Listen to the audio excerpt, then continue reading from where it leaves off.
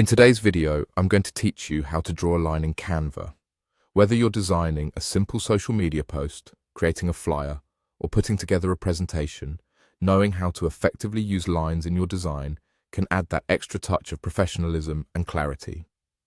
So, let's dive right into it. First things first, you'll need to have your Canva design prepared and open.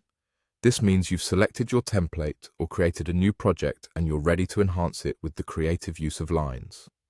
Once you have your design set up, we're going to navigate over to the Elements tab on the left side of your screen.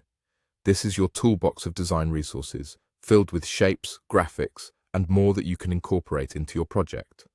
Click on Elements and you'll see a search bar at the top. Here, you'll want to type in the word lines.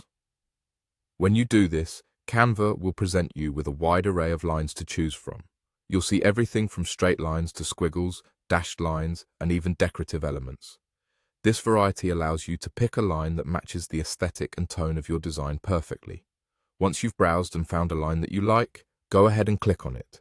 This will insert the line into your design workspace. Now, you're not confined to its default size or orientation. In fact, this is where you can let your creativity shine. By clicking and dragging the corners or edges of the line, you can easily make it longer or shorter to fit exactly where you want it. This flexibility ensures that the line can serve its purpose, whether it's underlining a heading, separating sections, or adding a creative flair. Remember, the placement of your line is just as important as its style and length.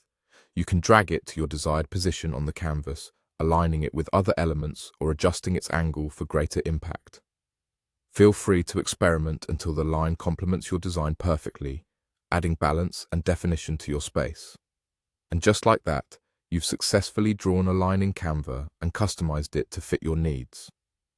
Lines may seem like a simple element, but they wield great power in visual storytelling by guiding the viewer's eye and adding structure to your layout.